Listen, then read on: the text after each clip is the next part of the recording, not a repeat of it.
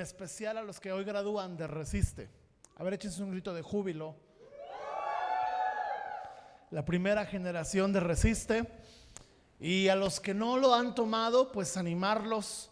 A los que quedaron en el camino por cualquier circunstancia, pues también animarlos a que retomen este trayecto. Yo quiero que me acompañe al libro de Efesios capítulo 6.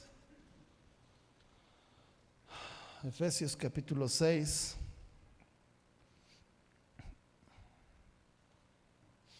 Verso 12.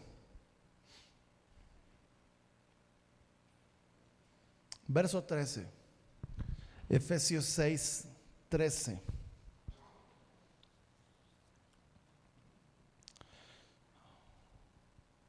Dice, por tanto, tomad toda la armadura de Dios para que podáis, ¿qué? Resistir en el día malo, y habiendo acabado todo, estar, ¿qué? Firmes. Entonces, el llamado, la instrucción de esta noche se llama pelea la buena batalla. Pero no podemos pelear una batalla si no la enfrentamos de manera correcta.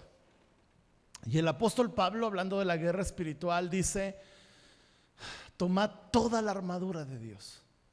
¿Por qué? Porque va a haber una lucha, va a haber un día malo, va a haber un proceso, va a haber una guerra, va a haber una adversidad.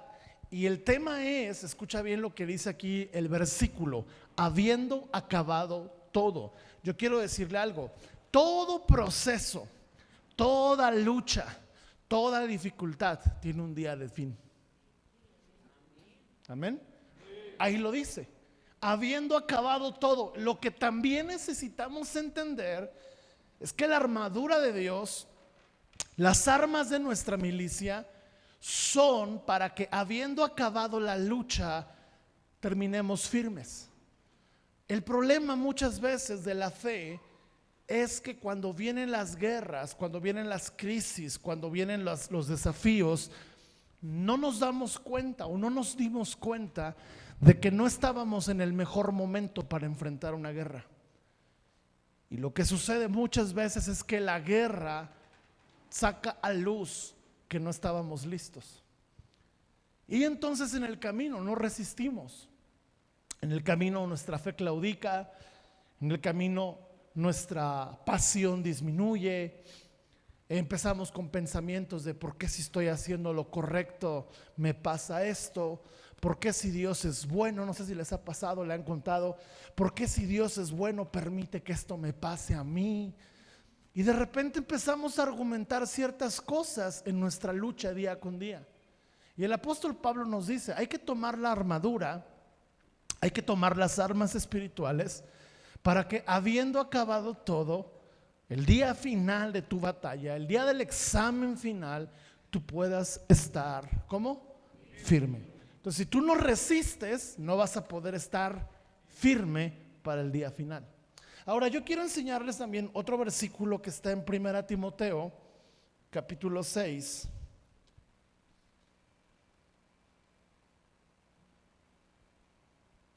Verso 13. 1 Timoteo capítulo 6, verso 13. Perdón, verso 12. Todos juntos, dice aquí: pelea la buena batalla de la fe, echa mano de la vida eterna, a la cual asimismo fuiste llamado, habiendo hecho la buena profesión delante de muchos testigos. Ahora lo que el apóstol Pablo le está enseñando a Timoteo, y le está dando una instrucción pastoral. Perdonen, pero cuando oro y me pongo así medio intenso la garganta, lo resiente, ¿verdad? Así deberíamos terminar todos en las reuniones, afónicos. Pero bueno, eso es parte de pelear la buena. Si no peleas en oración, ¿tú cómo peleas? Y si no peleas orando apasionadamente, pues ¿cómo voy a creer que estás apasionado realmente por tener una victoria? Cuando una victoria a mí me interesa, yo la peleo con pasión. orando con pasión. No importa si me quedo afónico, no importa si se me cierra la garganta. ¿Por qué? Porque yo quiero declararle al mundo espiritual que mi fe está firme, ¿sí? Aunque mi garganta se acabe. Y Pablo le dice a Timoteo, pelea la buena batalla. Y a mí me llama la atención este versículo relacionado también con el tema de permanecer firmes, porque meditando en esto, lo primero que quiero proponer es que hay malas batallas. ¿Qué le dice Pablo a Timoteo? Pelea la buena batalla de la fe. Entonces, si hay una buena batalla, también es porque hay una. Ahora, escuche bien, las victorias que tú y yo estamos destinados a tener son aquellas que se logran peleando la buena batalla.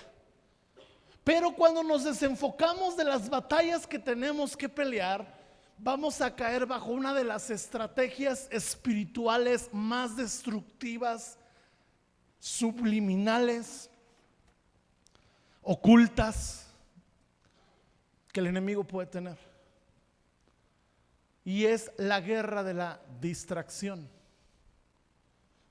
Si algo busca Satanás con una iglesia que ama al Espíritu Santo, que ama predicar a los perdidos, que anhela ver milagros, que ama la palabra, es empezar a distraernos con batallas innecesarias, con batallas que el apóstol Pablo es muy específico y nos dice: evítalas.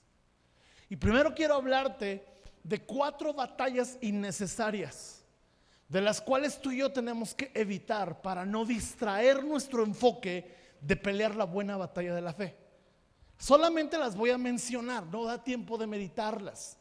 Primera batalla que debo de evitar, primera de Timoteo 4:7.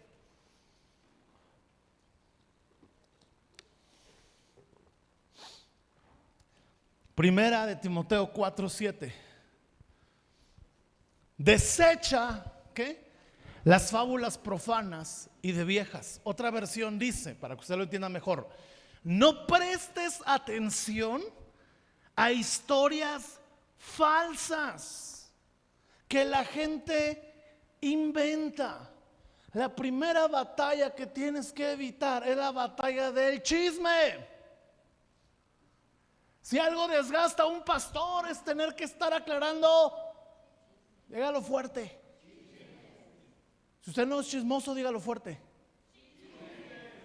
Si usted se quedó callado, voy a orar por usted. Pablo le dice a Timoteo: hey, Timoteo, no te enfoques en situaciones que desgastan y que son inventos, que son cuentos, que son malentendidos. Ahora, yo quisiera decirles algo: los chismes por lo regular nacen de momentos que no están bajo cobertura. Los chismes por lo regular nacen de actos pecaminosos. Los chismes por lo regular nacen de personas que no están caminando bajo autoridad. Y Pablo le dice a Timoteo: a estas personas, estas situaciones, evítalas. Los chismes nacen de actividades que no apuntan a un propósito eterno. ¿Me estoy explicando? La mayoría, a lo largo de 14 años casi de pastorado, todos los chismes que he tenido que atender como pastor han nacido de un momento donde no está Dios. Porque si estuviera Dios ahí, en esa relación, en ese suceso, en ese evento, en esa fiesta, en esa reunión, en esa conversación o cualquier cosa que parezca, no hubiera chismes. Cuando está Dios hay orden. Y Pablo le dice a Timoteo: a ver, evita, deséchalas. Desecha. Usted sabe cuál es nuestra regla para el chisme. Yo solamente hablo una situación con quien puede solucionarla. Cuando yo pongo ese principio, yo me estoy liberando del chisme, de cuentos inventados, de historias falsas. El 80% de un chisme es mentira. El 20% es verdad, pero una verdad distorsionada por el 80% de lo que está. Entonces, en consejería nosotros no atendemos chismes, atendemos situaciones reales. No atendemos interpretaciones. Nunca, nunca, escucha bien, tú que estás en Resiste y que vas a tener que ministrar a otros, que vas a tener que aconsejar a otros, nunca ministres interpretaciones. Es que yo creo que el hermano cuando pasó dijo eso porque me estaba... No, no, no, no, no. Hechos, no interpretaciones. Pablo le dice a Timoteo, evita los chismes, evita los cuentos, no prestes atención a historias falsas. Ustedes recordarán que en el año 94, ¿quiénes estaban conscientes en el 94? Sí, que hay muchos que no, ¿verdad? ¿Se acuerdan qué pasó en el 94 en México? Fue la gran devaluación. Y la economía se colapsaba. Y recuerden qué fue lo que nos empezaron a hablar en los noticieros principales. ¿De quién nos empezaron a hablar? Del chupacabras. Y ahí decían, vamos a presentar esta noche en Hechos, le tengo una historia desgarradora, una historia que a usted le va a cautivar. Esta noche en Hechos le voy a presentar las primeras mordidas de el chupacabras. Pero antes vamos a una pequeña nota económica. Sí, Javier, solamente para avisarte que la economía ha caído en un 50%. Vamos ahora con el chupacabras. Y media hora para ver al chupacabras. Mientras tanto, las inversiones, la economía desmoronándose. ¿Le cambiaba usted el noticiero a López Dóriga? Y esta noche, aquí, en el noticiero, yo le voy a contar lo que el chupacabras ha hecho en el Estado de México y de Querétaro. Para que vea usted cómo se ve un chisme. Como dice Pablo, una fábula profana. Y no imagínense esto. Hermanos llegando a las iglesias, libérenme. ¿Por qué? Porque tengo miedo del chupacabras. Una fábula se penetró en el corazón de México y nos hizo inconscientes de la gran tragedia en la que sí estábamos. No era el chupacabras, era el chupapesos el que nos estaba llevando. Segunda cosa que tienes que evitar, 2 Timoteo 2:22. Huye también de las pasiones juveniles. Esta es la batalla en contra de las pasiones. Ahora, cuando el apóstol Pablo habla de pasiones juveniles, habla de deseos inmaduros. Tú y yo tenemos que evitar la lucha por los chismes, no meternos en ellos, pero también la lucha por las pasiones juveniles, huir de ello. Huir de cada situación que pueda promover un deseo carnal. Pablo le dice a Timoteo, eres un joven con propósito, eres un joven con un don, eres un joven con un llamado, eres un joven con una asignación. Huye de todo aquello que atente contra tu asignación. Mata las pasiones que hay en tu corazón. Toda pasión inmadura, todo aquel deseo, tú tienes que aniquilar, escucha bien, tienes que aniquilar todo deseo que no sea ecuánime ni congruente con tu destino. Eso se llama madurez.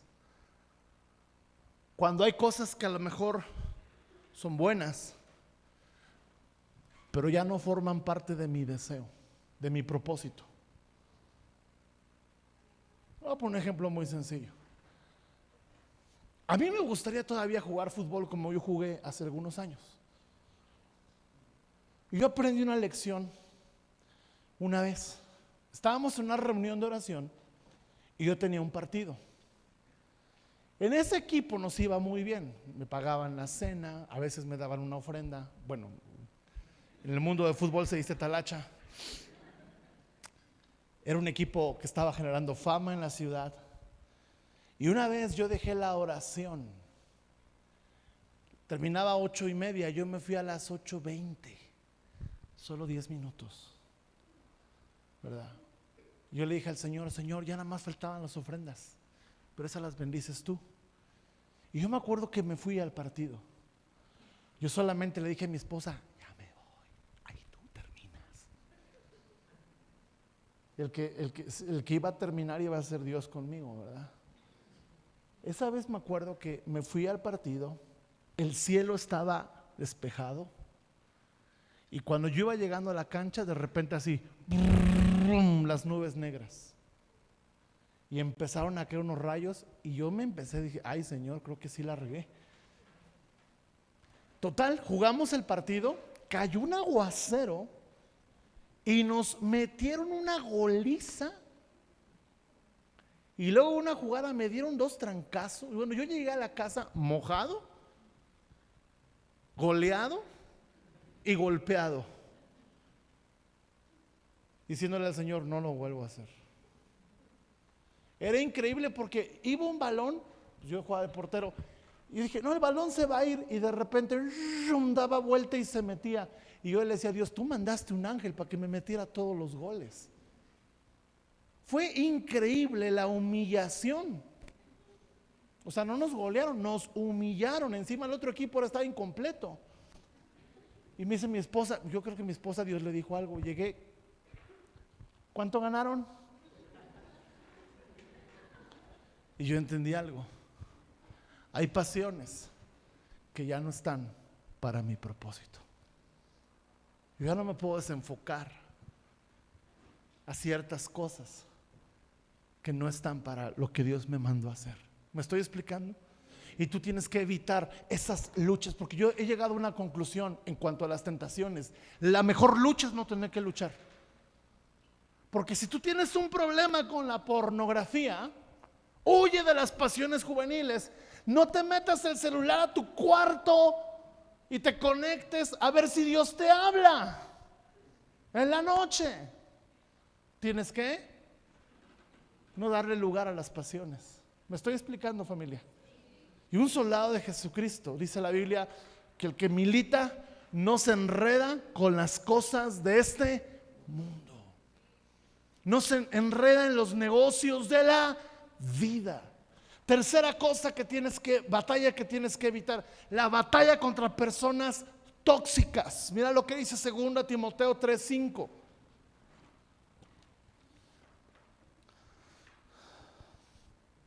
Empieza a hablar desde el capítulo 1, versículo 1, perdón, 1 Timoteo 3. Dice, también debes de saber que en los postreros días vendrán tiempos peligrosos. Habrá hombres amadores de sí mismos, ávaros, vanagloriosos, soberbios, blasfemos, desobedientes a los padres. Si una persona habla mal de sus padres, imagínate qué tipo de persona puede ser. Ingratos, impíos, sin afecto natural, implacables, calumniadores, intemperantes, crueles, aborrecedores de lo bueno, traidores, impetuosos, infatuados, amadores de los deleites más que de Dios, que tendrán apariencia de piedad, pero negarán la eficacia de ello. A estos evita. Y este tipo de personas son las que te dicen, pero tú me debes de amar, porque la Biblia dice que debes de amar al prójimo. Pero la Biblia dice que personas como tú las debo de amar, pero las debo de no meterme en problemas con... Por eso el apóstol Pablo era muy intencional con Timoteo. Esta gente, evítala. Ni siquiera te metas en luchas con ellas. Dice aquí, porque estos son los que se meten en las casas y llevan cautivas a las mujercillas cargadas de pecados, arrastradas por sus propias concupiscencias. Este tipo de personas siempre va a buscar personas en una decadencia espiritual para influenciarlas, y tú y yo tenemos que evitarlas. Evita todo contacto con personas tóxicas, sean cristianas o no sean cristianas. Toda persona que demanda tu atención, toda persona que demanda tu paz, toda persona que demanda tu descanso mental es una persona tóxica y debes de evitarla.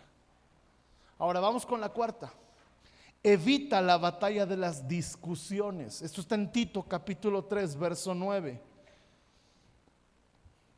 Pero evita las cuestiones necias y genealogías y contenciones y discusiones acerca de la ley, porque son vanas y sin provecho. O sea, todo debate doctrinal, teológico, evítalo. No, Hace unos años, un pastor amigo con un pastor conocido, de repente empezaron a debatir en redes. Y se empezaron a tirar, y eran amigos, ¿no? Entre ellos. Y de repente alguien les puso: oigan, ustedes en vez de estarle predicando a la gente perdida, están peleándose aquí en las redes. ¿Qué tipo de pastores son? Y ahora, ¿sabe cuál era el tema? Ambos en sus argumentos tenían razón. Pero a veces no basta tener la razón. A veces es más importante tener humildad en el corazón que razón en la cabeza. Son batallas que tú tienes que evita. Ahora, 4 cosas que tienes que evitar. Número 1, evita los cuentos o los chismes, evita las pasiones, evita personas tóxicas y evita discusiones sin sentido. Entonces Pablo le dice a Timoteo: pelea la buena batalla de la fe. ¿Cuál es esa buena batalla de la fe? ¿Cuál es la buena batalla de la fe? Yo quiero decirte, aquí en el libro de Daniel vamos a encontrar la buena batalla de la fe. Pero antes acompáñame a un versículo antes, en primera a Timoteo capítulo 6 versículo 11. Mas tú, hombre y mujer de Dios. ¿Cuántos hombres y mujeres de Dios hay aquí? Mas tú, hombre de Dios, huye de estas cosas y sigue la justicia, la piedad, la fe, el amor, la paciencia y la mansedumbre. Pelea la buena batalla de la fe. Es decir, tú vas a lograr victoria en la fe desechando las batallas innecesarias que no tienes que pelear, que tienes que evitar, y enfocándote en estas 4 o 5 cosas que Pablo le dice a Timoteo: persíguelas, búscalas, enfréntalas, camina en ellas. No te desvíes de lograr estos 5 atributos de un verdadero soldado del reino de los cielos, porque si tú lo haces, vas a conquistar y vas a hacer como el apóstol Pablo: he peleado la buena batalla, he acabado la carrera, he guardado la fe. La meta de todo creyente es pelear la batalla, acabar la carrera y guardar la fe. Ya conmigo: pelear la batalla, acabar la carrera y guardar la fe. La palabra en original, guardar la fe, significa esto: cumplir lo que le he prometido a Dios. Cuando Pablo dice: he acabado la carrera, he peleado la buena batalla, he guardado la fe, él está diciendo: cumplí lo que le prometí a Dios. 5 cosas importantes para la buena batalla de la fe. Número 1, lucha por la ¿qué? Versículo 11, si me lo pueden poner. Por la justicia. Mas tú, hombre de Dios. ¿Cuántos hombres de Dios hay aquí? Ahora, estas batallas no las puedes pelear si no eres hombre o mujer de Dios. Y no las puedes pelear si no echas mano de la vida eterna, que es el Espíritu Santo. La primera batalla es la batalla por la justicia. Tú y yo tenemos que aprender a luchar por una vida santa delante del Señor, ¿sí? La cual es una lucha por hacer siempre lo justo acorde a la ley de Dios. Y yo quiero que meditemos unos minutos en la vida de Daniel. Daniel fue un hombre que peleó la buena batalla. Y cuando Daniel mostró la lucha por la justicia, mire lo que dice Daniel capítulo 1 versículo 4. Daniel capítulo 1 versículo 4 dice que el rey pidió muchachos en que no hubiese tacha alguna, de buen parecer, enseñados en toda sabiduría, sabios en ciencia y de buen entendimiento, e idóneos para estar en el palacio del rey, que les enseñase las letras y la lengua de los caldeos. Y luego en Daniel 1:8 dice que Daniel propuso en su corazón no contaminarse con la porción de la comida del rey, ni con el vino que él bebía.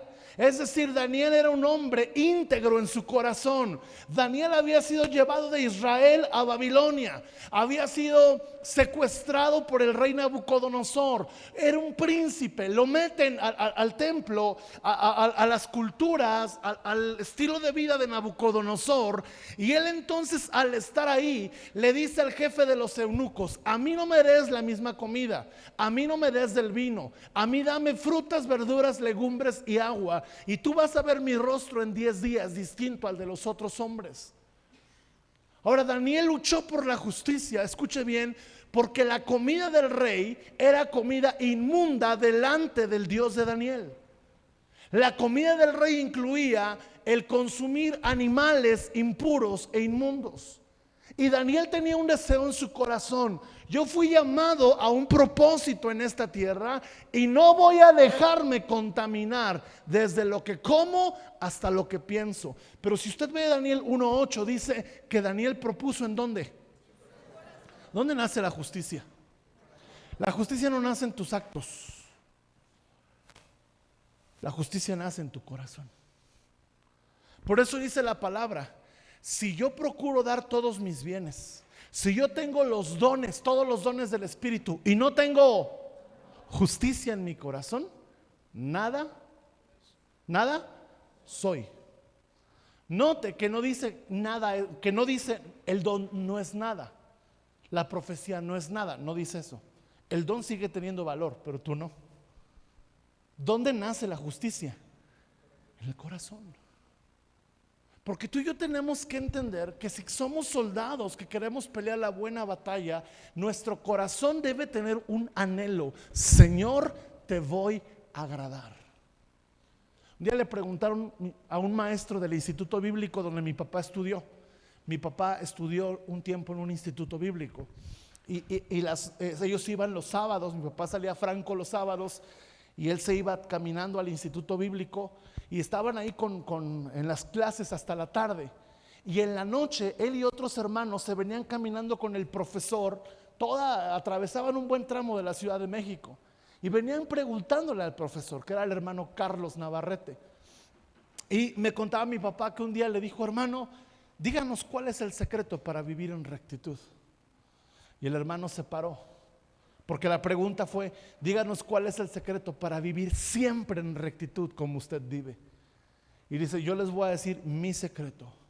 Yo me despierto todos los días y yo no le hago al Señor una promesa para 4 años, no le hago una promesa para 5 años, no le hago una promesa ni siquiera para un mes o una semana. Yo me paro delante del Señor y digo: Señor, este día, solo este día te voy a ser fiel. Dice: la clave es esta: hacerlo diario. No que te pares el domingo y decir: Señor, este día te voy a ser fiel, pero el lunes no, que te pares todos los días y le digas: Señor, yo quiero luchar por la justicia, la cual nace de corazón. Daniel propuso en su corazón. ¿Qué estás proponiendo en tu corazón? Qué increíble lucha tenemos, porque en el corazón nacen, dice la Biblia, los pecados, los hurtos, los adulterios y los homicidios. Lo que nace de tu corazón determina los actos y frutos de tu vida. Lo segundo, dice aquí la palabra en 1 Timoteo capítulo 6 verso 11: huye de estas cosas y sigue la justicia y la piedad. La segunda lucha de un hombre que está peleando la buena batalla es una lucha por la piedad. Estoy hablando ahora ya de la buena batalla. Ya desechamos las batallas innecesarias que nos van a distraer, nos van a desenfocar, van a contaminar nuestro corazón, nos van a hacer igual de tóxicos que las personas con las que podemos enrolarnos en esas batallas. Estoy hablando ahora de una batalla por el reino de los cielos. La primera característica de esta batalla es que luches por la justicia. La segunda es que luches por la piedad. Ahora, ¿qué significa una vida piadosa? La palabra piedad en griego es la palabra esefbia. ¿Cómo? Esefbia. Pues tiene que sacar los dientes. Esef. Voltea con el que está a su lado y hágale esef. Póngale cara como de conejo. Esefbia. Y significa, escucha bien, Piedad significa devoción. Una vida piadosa es una vida con devoción. Soldado del Señor, en esta guerra entre tú y el mundo, ¿cómo está tu devoción? ¿Cómo está tu devoción? ¿A qué me refiero con devoción? Tu vida espiritual de adoración, de oración, de honra. ¿Cómo está tu vida en la oración del Espíritu? Me impactó lo que oraba mi esposa y Pablito lo oró en estos días en la oración, cuando hablamos de fortalecernos, orar en lenguas. Eso forma parte de la vida devocional. Eso forma parte de mi vida de devoción. ¿Cómo está mi tiempo con Dios? ¿Cómo está mi comunión con la palabra? ¿Cómo está mi tiempo consagrado a orar? Mira Daniel, escucha bien. Daniel capítulo 6, verso 10. Mira la devoción y la piedad de este hombre. Cuando Daniel supo que el edicto había sido firmado, el cual era un edicto que prohibía orar, nota esto, era un edicto que prohibía orar, entró a su casa y, abiertas las ventanas de su cámara que daban a Jerusalén, se arrodillaba 3 veces al día y oraba y daba gracias delante de su Dios, como lo solía hacer antes. No me diga que usted también ora 3 veces al día, porque ora por el desayuno, la comida y la cena. Yo también, pastor, sí. No. Está bien dar gracias, pero no lo es todo. Este hombre tenía 3 momentos al día para estar con Dios. Ahora, si usted piensa que no tiene tiempo, yo no sé si usted tiene las mismas ocupaciones que tenía Daniel, que era uno de los 3 gobernantes de Babilonia. Yo no sé. Probablemente sí, usted tiene menos tiempo que Daniel. Pues denos un curso de cómo administrar el tiempo entonces, ¿verdad? Porque este hombre tenía un gran trabajo, un gran desempeño, grandes tareas, pero no descuidaba su devoción. Ahora, está orando aquí cuando le dicen, escucha bien, él ya oraba desde antes. Es decir, era una práctica piadosa que él tenía, la oración. Y llega un edicto al pueblo. ¿Me están siguiendo? ¿Me estoy explicando con todo esto? ¿Sí? Llega un edicto a la nación que dice: nadie puede orar a otro Dios. Y a Daniel le vale. Él agarra, se va a su casa, encima abre las ventanas como diciendo: para que se enteren. Se dirige a Jerusalén y empieza a orar, porque era un hombre que tenía una lucha por la devoción. Es decir, que tú y yo tenemos que aprender a luchar por mantener nuestra comunión con Dios constante, sea cual sea la temporada que estemos viviendo. Que no haya ningún pretexto para que ores, que no haya ningún pretexto para que te congregues, que no haya ninguna excusa o pretexto para que leas tu Biblia, porque de esas disciplinas tan sencillas se puede fortalecer mucho de tu vida espiritual. Cuando tú descuidas una disciplina espiritual, estás descuidando un área de justicia en tu carácter. Mañana tenemos jueves de ayuno. Quiero ver cómo está tu devoción. Nosotros estábamos aventándonos un ayuno, lo voy a decir porque el Señor me lo está diciendo, sin café. Sentí una guerra espiritual en este momento. Pero pues, ¿no lo merece Dios? ¿No vale la pena decir a Dios: tú me sustentas más que el café? ¿Tú me despiertas más que el café? ¿Sí? Aunque una vez cuando hicimos los ayunos, luego no tomábamos café y nos dolía la cabeza. Y los hombros así como que nos empezábamos los nervios empezaban a... Pero el Espíritu Santo: Señor, yo no dependo del café. Bueno, no sabía que dependía del café, pero quiero depender de ti. Quiero tener mi devoción firme. Y si tú me pides esto, te lo quiero dar. Devoción, piedad. La tercera dice aquí, 1 Timoteo 6, sigue la justicia, la piedad, la fe es la batalla. Vamos con la que sigue, el amor, una lucha por amar lo que Dios ama. Daniel 6:11 dice que se juntaron aquellos hombres y hallaron a Daniel orando y rogando en presencia de su Dios.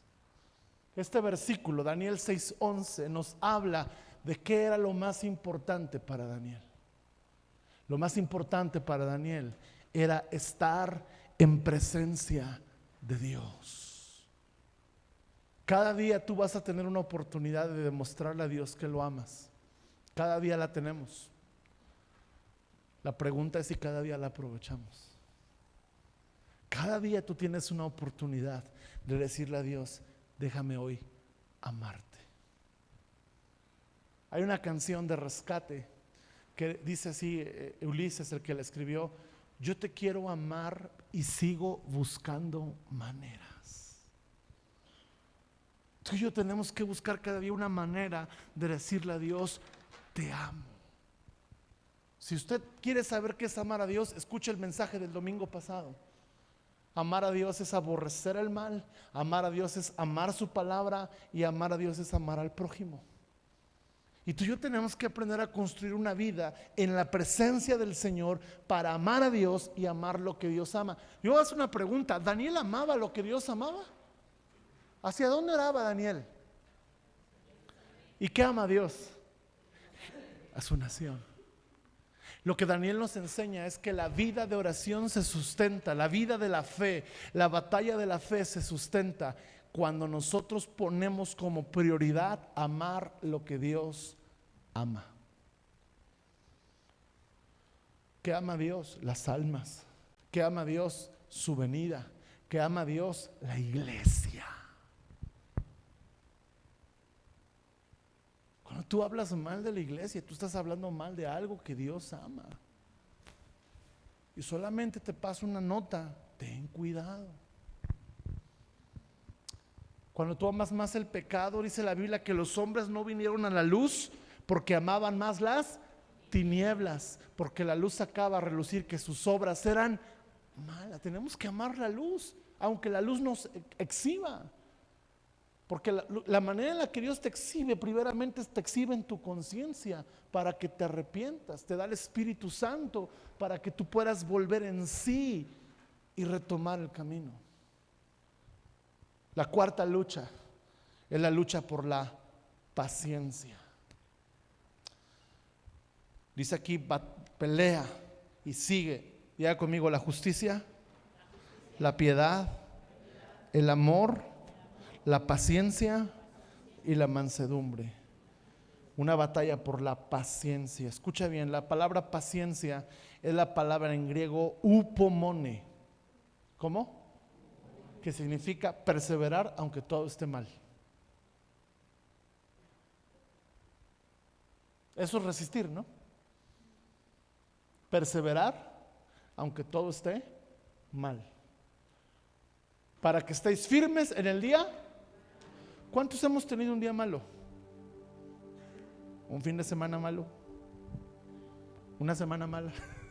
¿Un mes malo? ¿Un año malo? Todos. El tema no es cómo están tus días. El tema es cómo está tu fe para esos días. Paciencia, escucha bien, es que tú aprendas a perseverar aunque los tiempos no sean los mejores. Aunque no tengas ganas de perseverar. Hay mucha gente que es sentimental. Pues no tengo ganas de servir a Dios o de obedecer a Dios, no lo hago. No tengo ganas de perseverar, no lo hago. No, tienes que perseverar. Persevera en los cambios que le has dicho a Dios que vas a hacer. Hay mucha gente impaciente en un proceso de restauración y de sanidad. Persevera a Dios, porque si tú no perseveras en ese cambio que prometiste a Dios hacer, la Biblia dice que dejarás de alcanzar la misericordia que te sustentará en el proceso de transformación. Por eso tú y yo tenemos que aprender a decirle al Señor: si yo prometí dejar esto, si yo prometí cambiar esto, Señor, voy a perseverar, aunque me levante con días en que no lo quiero hacer. Vamos a pasar una persona alcohólica. Va a haber días que se va a levantar con deseos de seguir tomando. Tienes que perseverar, porque no es más grande el vicio que Dios. No es más grande el vicio que tu devoción. Si tu devoción no es fuerte, el vicio entonces va a ser más fuerte. Yo no sé cuál vicio, cuál pecado, cuál pensamiento. A lo mejor es un pensamiento de automenosprecio, pero tienes que ser paciente. El apóstol Pablo, Dios le enseñó a ser paciente, porque él decía: Señor, ven y arráncame esta debilidad. ¿Cuántos le hemos dicho al Señor: arráncame esta debilidad? ¿Cuál es tu debilidad? ¿El enojo? ¿La enfermedad? ¿Una situación financiera? No vaya a decir: mi debilidad es mi esposo, Señor, mira que llévatelo, no, quítamela. No. ¿Cuál es tu debilidad? La manera en la que reaccionas, la manera en la que piensas. Un aguijón en tu carne. ¿Sabe qué es debilidad? Todo aquello que nos revela que somos humanos. Eso es debilidad. Todo aquello que nos muestra que no tenemos el control de todo. ¿No te pasa que cuando alguien muere, de repente te entra un sentido de, como el borrachito, ¿no? Que estaba en el no somos nada ahí en el velorio, y no somos nada, sí, no somos nada. Dice: no, es que no lo conozco, no somos nada, el muerto y yo. Pero tenía razón el borracho, no somos nada. Nuestra debilidad, nuestra humanidad está bien limitada. Por eso cuando Job quería quejarse contra Dios y andaba de impaciente, Dios le dice: hey, detente. Detente. Esto es en serio. ¿Dónde estabas tú cuando hice la tierra? Mira ese dinosaurio llamado Behemoth. Pégale una patada. Carga uno de sus brazos. Entiérrale una lanza. Yo lo hice. ¿Dónde estabas tú, miserable humano, finito? Y Job se da cuenta, a pesar de su mala temporada que había tenido, que tenía que aprender a ser paciente y perseverar aún en el tiempo de mayor adversidad. ¿Sabes por qué Dios te permite crisis de fe? Para que aprendas paciencia. He platicado con mi esposa ya 14 años casi de ministerio pastoral, y definitivamente sí soy más paciente que hace 14 años.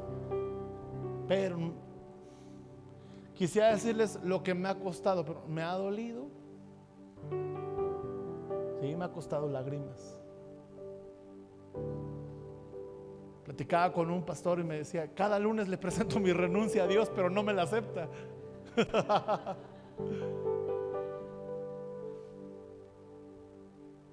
Nadie dijo que sería fácil, pero Dios nos dijo que no sería imposible. En ese proceso que tienes, yo te digo algo de parte del Señor: no es fácil, pero te digo algo de parte de Dios también: tampoco es imposible si eres paciente. ¿Dónde mostró Daniel paciencia? Daniel 6:16. A Daniel lo echan al foso de los leones. Entonces el rey mandó y trajeron a Daniel y le echaron en el foso de los leones. Y el rey dijo a Daniel: el Dios tuyo, a quien tú continuamente sirves, Él te libre. Qué tremenda declaración. El Dios tuyo, a quien tú continuamente no desmayas, las circunstancias no te quebrantan, el desánimo no te detiene, continuamente estás teniendo devoción, continuamente estás mostrando justicia y rectitud, aunque nadie te vea. No lo haces para que los hombres te aprueben, lo haces para que Dios te apruebe, porque no vivimos para el ojo humano, vivimos para el ojo de Dios. Y la gente paciente no está buscando la complacencia de los hombres, sino la aprobación de Dios. Y es paciente porque sabe que Dios le ve y que Dios le recompensa y que es galardonador de los que le buscan. Necesitamos aprender paciencia. El puritano John Flavel dice que hasta que no descubramos que la impaciencia es un pecado, dejaremos de ser impacientes. Ponte a pensar cuántas cosas de tu vida corrieron mal por andar de impaciente. ¿No te pasa que te formas para sacar un boleto del camión y aquí hay 3 personas y aquí hay 20? Y de repente está aquí la persona que está enfrente no sabe ni a dónde va. ¿Tiene boletos para dónde? ¿Para dónde tiene?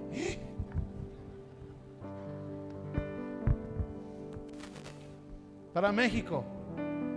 ¿Para qué terminal? ¿Qué lugar? ¿Qué horario? Y tú ves como la fila, tan, tan, tan, tan, y te cambias de esta fila. Y resulta que acá está su hermana.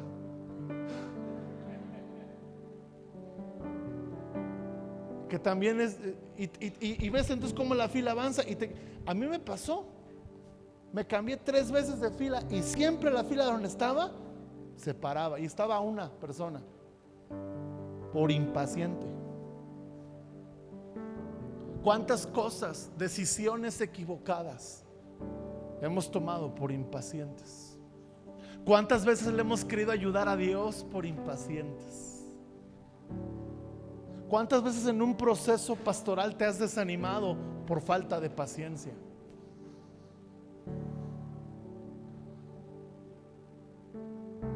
¿Cuántas veces te has desesperado por no tener una respuesta de Dios y lo único que tienes es el silencio de Dios? En su libro Cuando Dios oculta su rostro, la hermana Marla Speaker, ella sufrió o sufre hasta el día de hoy una enfermedad mental llamada depresión orgánica. Ella dice que tuvo que aprender paciencia porque había días donde no sentía a Dios y durante más de 2 años Dios escondió su rostro y Dios guardó silencio sobre su vida. Dice ella, te recomiendo el libro, lo vamos a traer a la librería para que lo compres, lo leas. Dice ella, tuve que aprender a amar los silencios de Dios.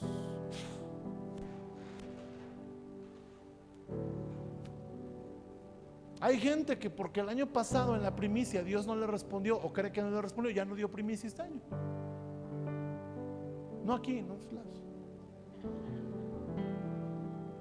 Porque no aprendimos paciencia. Porque la paciencia engendra lo quinto, mansedumbre.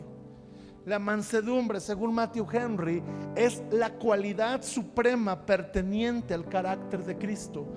Es la cualidad en la que Cristo resaltó su forma de ser.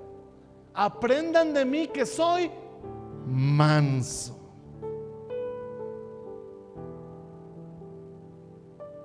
Mira lo que dice Daniel 6:28 sobre Daniel. Y Daniel prosperó durante el reinado de Darío y durante el reinado de Ciro el persa. Aquí hay tesoro escondido. Daniel fue próspero con Nabucodonosor.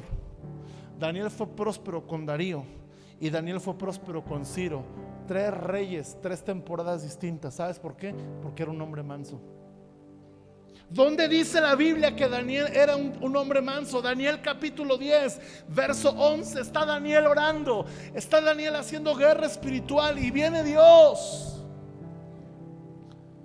Y viene el varón de Dios y le dice en Daniel 10:11. Y me dijo Daniel, varón muy amado. La gente mansa es amada por Dios. La gente mansa camina sabiendo que hay un Dios en los cielos que le ama y le sustenta. Alguien diga amén. Está atento a las palabras que te hablaré y ponte en pie, porque a ti he sido enviado ahora. Mientras hablaba esto conmigo, me puse en pie temblando. Entonces me dijo, no temas, porque desde el primer día que dispusiste tu corazón a entender y yo soy manso y ¿qué dijo Jesús?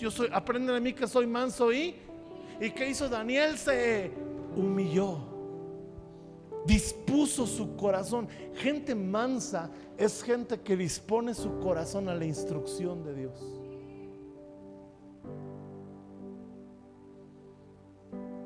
Yo he tenido que aprender eso en el paso de los años. A ser manso a una instrucción pastoral. Y es disponer tu corazón a escuchar con atención, a entender que lo que me van a decir a veces no me va a gustar, pero me va a librar de la muerte. A entender y humillarte en la presencia de tu Dios. Y mira lo que logra la gente mansa: fueron oídas tus palabras y a causa de tus palabras yo he venido. La gente mansa, escucha bien esto, cuando hay mansedumbre en tu corazón y tú eres una persona que sabe escuchar, aprender y desarrollar, cuando tú hables, el cielo también te va a oír. A Dios le encanta. Hay un filtro en el cielo de oraciones. Pastor, es que Dios nos escucha a todos. Sí, nos escucha a todos, porque es omnipresente y omnisciente. Pero en cuanto a intercesión y oración, hay un filtro. Así como tú pones un filtro para que quién ve tu perfil y quién no lo ve, así como le ponemos privacidad a los estados para que el pastor no vea dónde ando,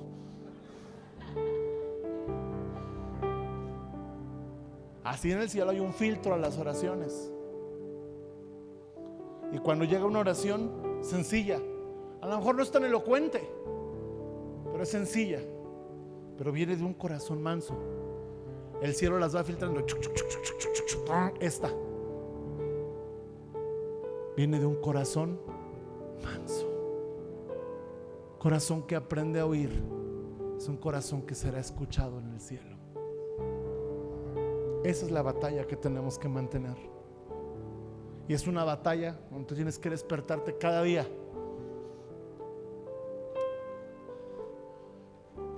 En el ejército se pasa lista diario.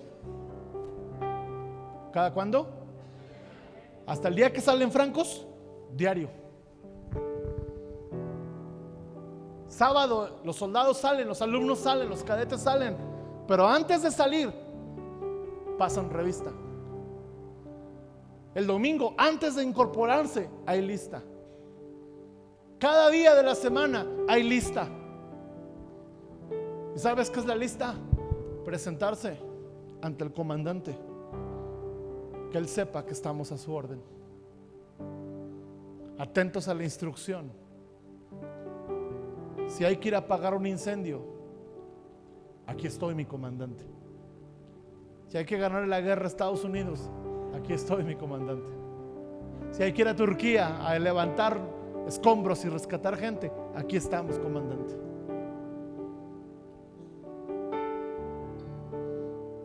Cada domingo, yo en la mañana, cuando era muy chiquito, me iba con mi papá todos los domingos a pasar lista. Y entendí algo en estos días meditando en esto.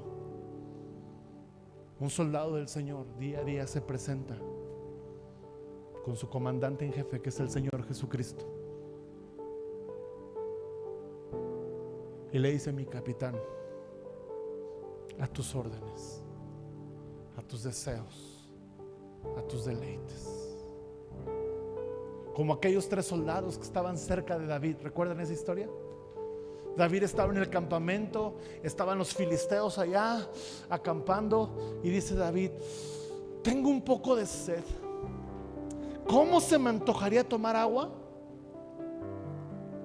del pozo de mis enemigos? Y se fue a dormir David, y había 3 chiflados. La Biblia dice que esos eran los 3 chiflados.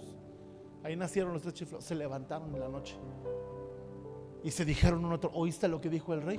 Que quiere agua. Y por ahí uno no tan chiflado dijo: no, dijo que se le antojaría. No, cualquier antojo de mi rey es una orden para mí. Y ahí van los 3 chiflados y entran al campamento.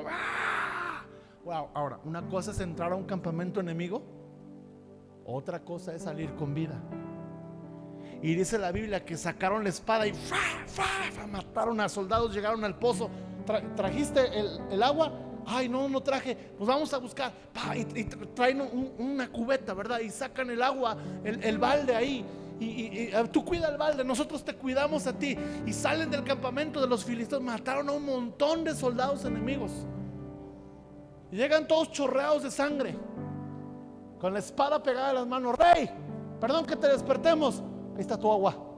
La trajimos del pozo aquí de los filisteos. Y David se queda, ¿cómo? Matamos a unos 50, 60, pero aquí está, tenía sed, aquí está. Y David dice, no me la voy a tomar. ¿Cómo yo voy a tomarme esto? Y la ofrece al Señor. No se la tomó. Pero esos hombres me revelan lo que un soldado de resistencia puede hacer. Siempre pelea la buena batalla de la fe. Quiero que te pongas de pie ahí donde estás. Y lo primero que vamos a hacer es renunciar a toda batalla que nos está distrayendo. Ya, basta. Basta de esas batallas que te distraen. Basta de los chismes. Basta de las discusiones necias. Basta de atender situaciones tóxicas. Páralas, ya, detente. Soldado, madura. Basta. Y le vas a decir al Señor, hoy me enfoco. Levanta tus manos y di, yo me enfoco en pelear la buena batalla de la fe. Y empieza a orar, Señor. Lucharé.